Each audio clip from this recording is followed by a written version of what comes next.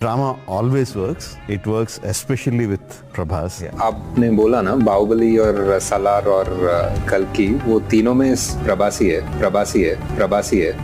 I love Prabhas because I've interacted with him. I really like him as a person.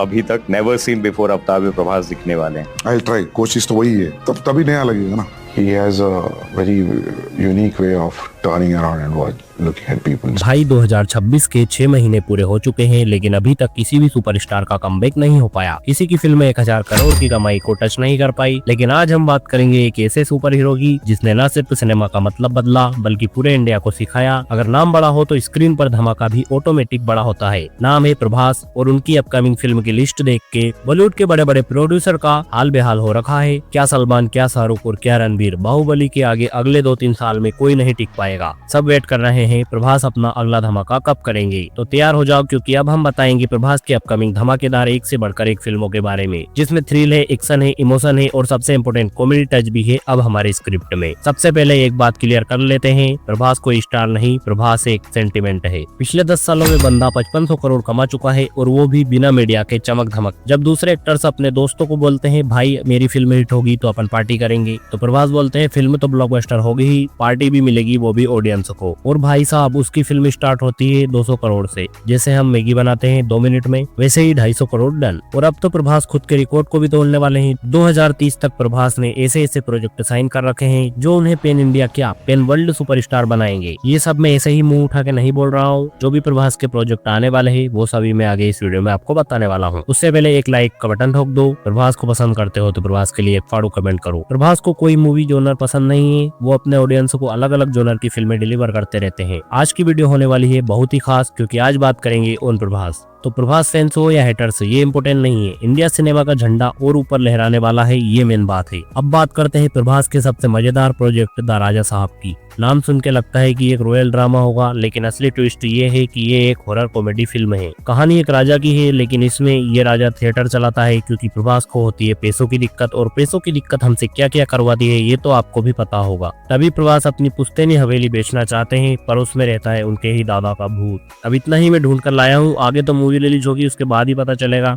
Star cast की बात करूँ तो इस film में निधि अग्रवाल, संजय दत्त और हमारे कॉमेडी किंग ब्रह्मानंदन भी होंगे. और कॉमेडी सीन में प्रभास और ब्रह्मानंदन का स्वेग देख के कपिल शर्मा भी बोलेगा ये बंदा तो मुझे जॉबलेस करके ही छोड़ेगा. खैर मैं तो इस फिल्म को ब्रह्मानंदन के लिए देखने जाऊंगा, तो आप बताइए कि आप जाएंगे या नहीं. प्रभास ने अपनी इस फिल्म के लिए 100 करोड़ रुपए की वसूली की है. अगला प्रोजेक्ट है 600 करोड़ की फौजी. यहाँ 1920 के जमाने में सेट है, ब्रिटिश रूल के टाइम पीरियड में. प्रभास बनेंगे एक इंडियन जवान जो ब्रिटिश आर्मी छोड़कर भारत माता की सर्विस में लगते हैं. और हाँ, इस फिल्म में कहीं न कहीं सन्नी देओल की भी एंट्री हो सकती है कैमियो रोल में, क्योंकि लोग अभी भी बहुत ज्यादा एक्साइटेड है सन्नी देओल की बॉर्डर 2 के लिए. इस फिल्म की रिलीज की बात करूँ तो समर 2026 में रिलीज करने का प्लान चल रहा है. और फिल्म का मोड ऐसा है कि अनुपम खेर, मिथुन दा और जया प्राड़ा भी इस फिल्म में होंगे. जैसा लग रहा है कोई old is gold Avenger assemble होने वाला है. डायलॉग्स होंगे फुल सिटी मार, भारत को आजादी सिर्फ इंकलाब से नहीं प्रभास से मिलेगी. इसी के बाद आने वाली है प्रभास की मच अवेटेड फिल्म स्पिरिट. मतलब एक ऐसा पुलिस ऑफिसर जो बहुत ही खूंखार है, कुछ सोचता समझता नहीं है, बस क्राइम को खत्म करता है. वो उसके लिए किसी भी हद तक जा सकता है. स्पिरिट के डायरेक्टर वो हैं जो शेर को चूहा और चूहे को शेर बना देते हैं.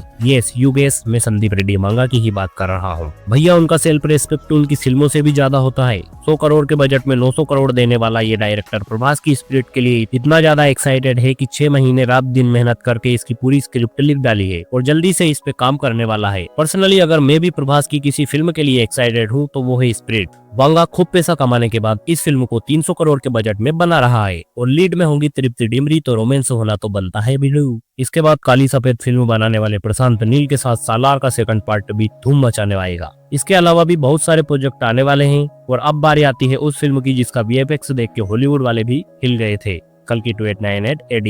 पार्ट 1 में तो प्रभास का कैमियो ही था, लीड रोल में तो अमिताभ बच्चन ही दिखे थे. लेकिन अब सेकंड पार्ट में मेन लीड में प्रभास अलग कैरेक्टर में देखने को मिलेंगे. सालार, स्पिरिट इन सब के राक्षस बनने के बाद अब प्रभास भगवान बनने जा रहे हैं. कल्कि 2 में प्रभास करण के रोल में देखने को मिलेंगे.